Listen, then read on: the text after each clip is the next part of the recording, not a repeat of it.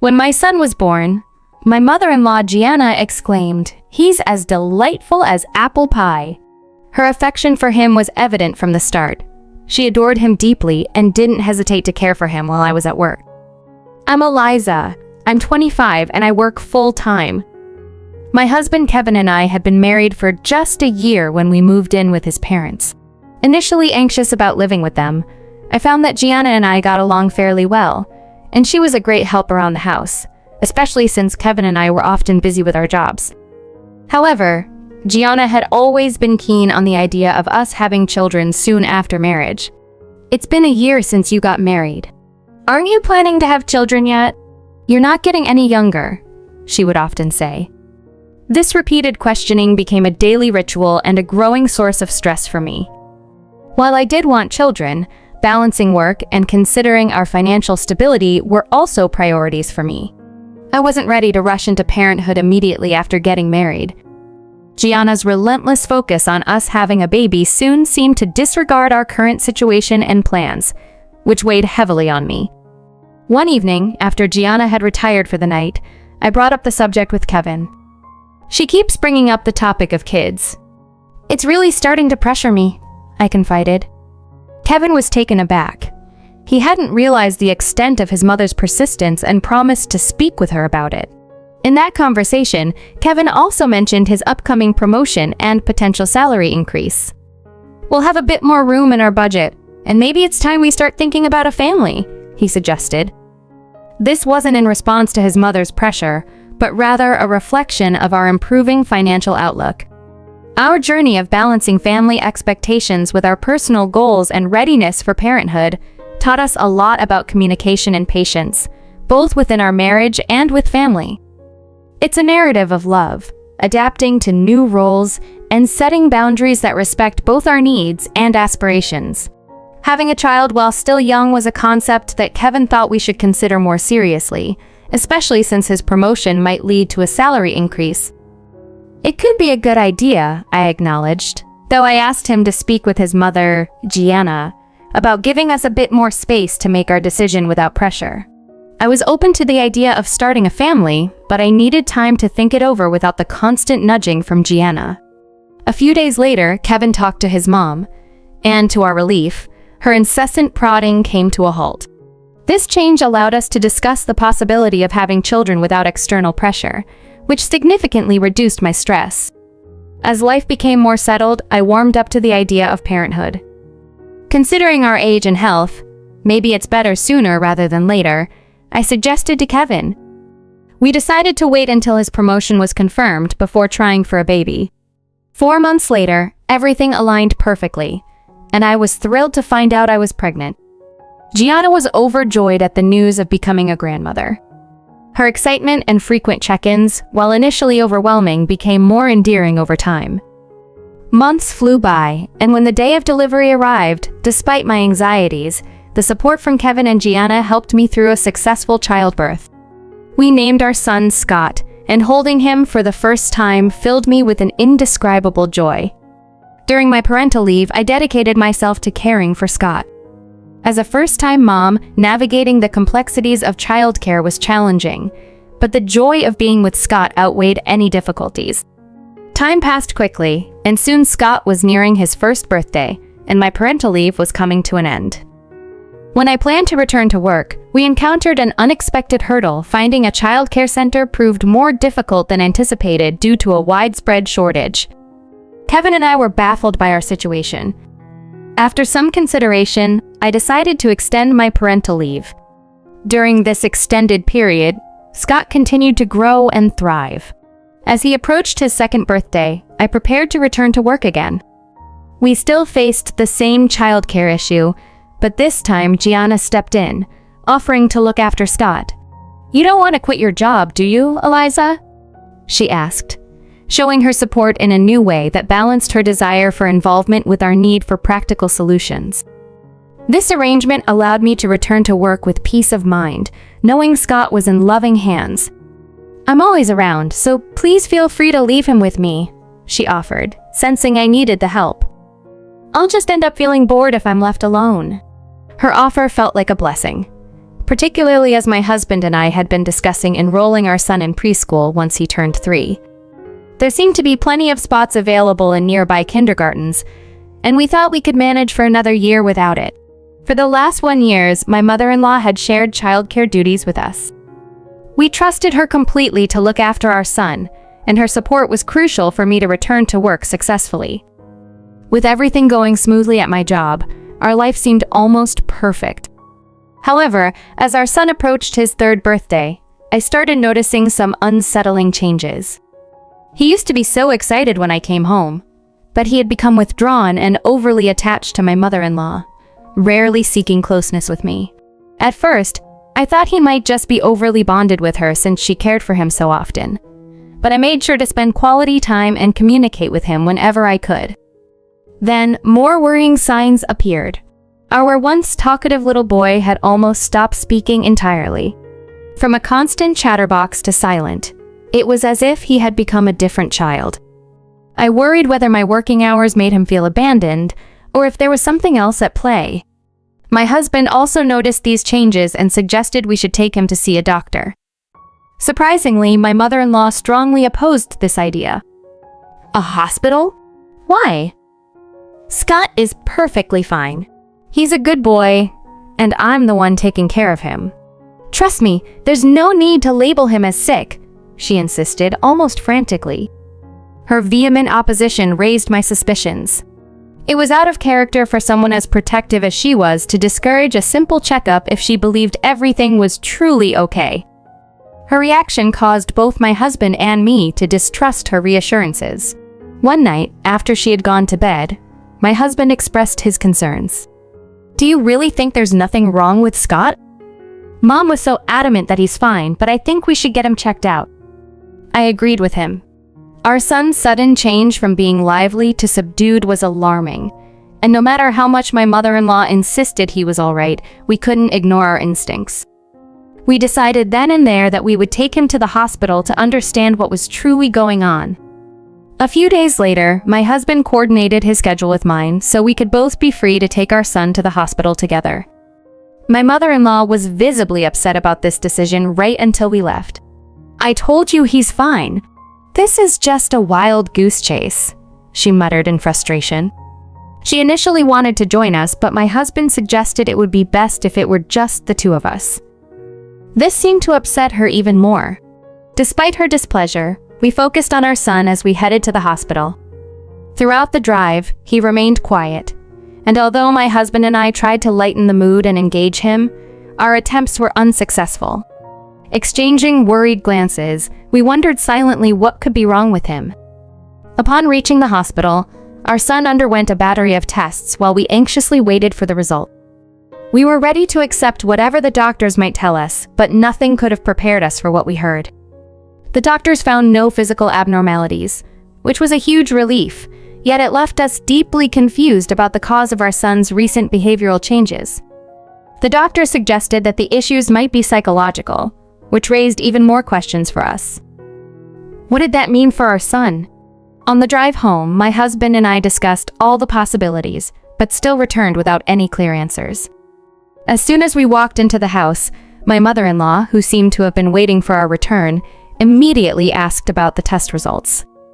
When we informed her that the tests showed no physical issues, she couldn't hide her smugness.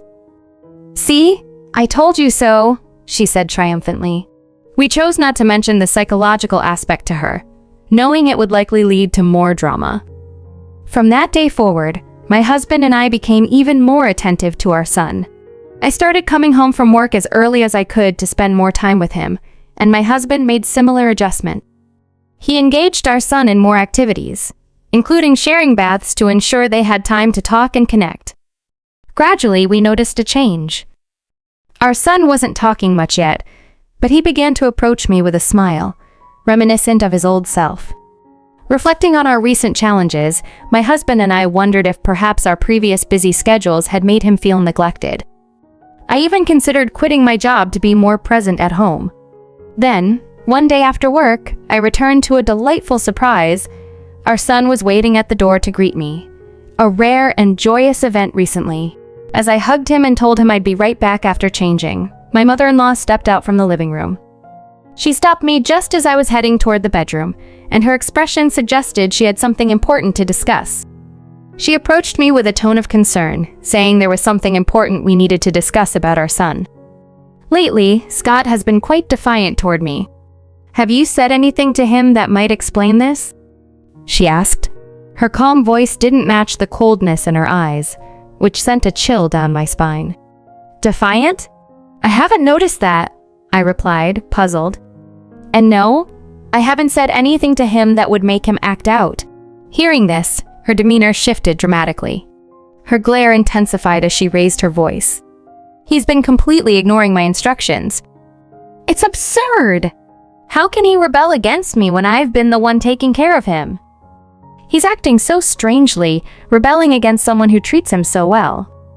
This was the same mother-in-law who had insisted nothing was wrong when we wanted to take Scott to the hospital. Now she was labeling his behavior as abnormal. My trust in her wavered even more. Until now, I had felt comfortable leaving Scott in her care, reassured by her apparent affection for him. But now I was beginning to doubt if that had been a wise decision. Though I hadn't seen any alarming behavior from her while I was around, the unease I felt about her intentions lingered. Determined to uncover the truth, I decided to take matters into my own hands. I found an old voice recorder I used to use for work and discreetly placed it in the living room the next morning. I felt conflicted about spying on my own family and chose not to tell my husband, fearing he might disagree with my methods. Naturally, I also kept my plan hidden from my mother-in-law. After returning from work the next day, I retrieved the recorder and listened to the playback alone in our bedroom. The content was shocking. My mother-in-law was heard saying things that were deeply disturbing.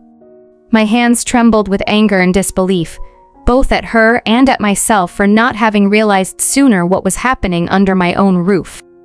Regaining my composure, I immediately called my husband and asked him to come home as soon as possible. I also prepared to leave the house with Scott, just in case. After sending my husband the audio file with an apologetic note for recording in secret, I picked up Scott and retreated to the bedroom. My mother-in-law seemed slightly irritated but didn't comment as I put Scott to bed. Waiting anxiously for my husband to arrive, I watched our son sleep peacefully, a stark contrast to the turmoil unfolding. Soon after, I heard the front door open and my husband's voice echoed angrily from the living room, confronting his mother. "Hey, Mom, what's the meaning of this?" He must have rushed home. My husband was visibly out of breath as he entered. I quietly moved to the living room, trying not to wake Scott. "What do you mean? What's going on?" he demanded, his tone uncharacteristically harsh. Our mother-in-law looked shocked at his outburst. I quickly intervened. "Scott is sleeping," reminding him gently. This seemed to bring him back to his senses. He took a deep breath and motioned for my mother-in-law to sit down. "Wait, what's happening?" she asked, clearly confused. I placed the voice recorder on the table in front of her and explained why we were so upset. "I'm sorry, but we recorded you while you were alone with Scott. Can you explain this to us?" I asked, and then played the audio. The room filled with her words, which she had presumably spoken to our son. It was hard to listen to them again, but my husband and I silently endured, letting the recording speak for itself. "When will you understand? I am your mom. You should call me Mom, okay? That woman is not your mom, so don't get along with her, even when she comes back. You've been clinging to that woman lately, and you even welcomed her home yesterday, but you don't have to do that." The recording echoed through the room. I was stunned.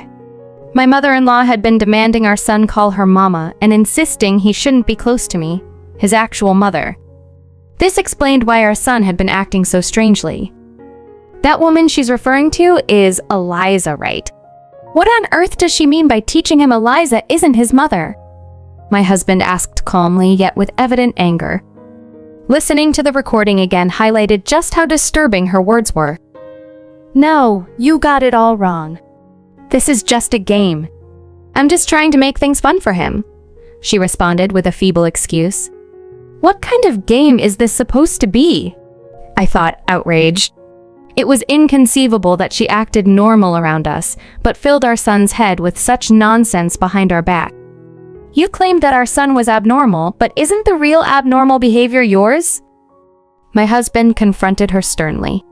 All our son did was not act according to your whims, and that's why you labeled him as abnormal. There's nothing strange about a child wanting to be with his own mother, but you couldn't stand it. A game, huh?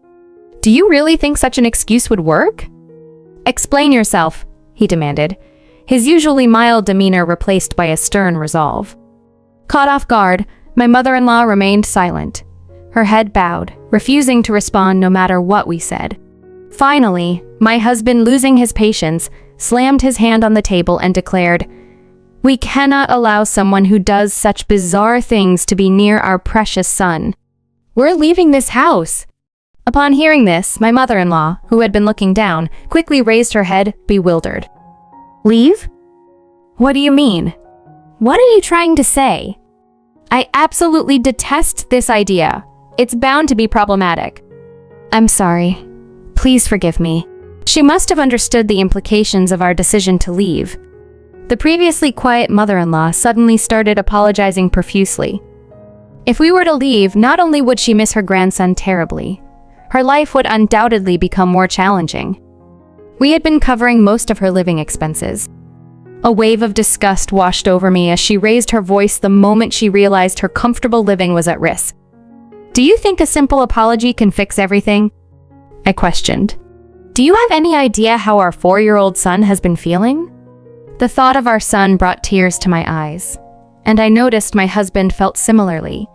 His eyes were red, and his stare at his mother grew colder. We're leaving, regardless of how it affects you. As far as we're concerned, you're no longer family. With those final words, he took my hand and we walked to our room to pack. We picked up our sleeping son and left the house. As we departed, my husband apologized for his mother's behavior, but I found it hard to blame her solely. We also bore some responsibility for not realizing sooner and leaving our son in her care. Hearing this, my husband nodded in agreement. Cutting ties with my mother-in-law was a mutual decision driven by the undeniable negative impact on our son. As parents, we must make things right, we discussed as we hailed a cab and headed to my parents' house. I had already informed them about the situation, and both warmly welcomed us. At their home, my husband apologized to our son for what had transpired with his grandmother and took the time to listen to his feelings. As expected, our son remained silent, possibly deeply hurt. Let's give him some time until he's ready to talk, we decided, prioritizing his tranquility and considering counseling to help him process everything. Scott, I'm sorry. From now on, it's just going to be the 3 of us, Mom, Dad, and you. You don't have to worry about anything anymore, my husband reassured, gently patting our son on the head. Then, in a quiet voice, our son said, I don't like Grandma. Scott, can you talk about it? I asked, my voice rising slightly in surprise. My husband and I, holding back tears, waited eagerly for our son to share more. Once we reassured him he would no longer be living with his grandmother, he slowly began to open up about everything. The fear of his grandmother's wrath silenced our son. She had painted me as a villain, warning him to steer clear of me.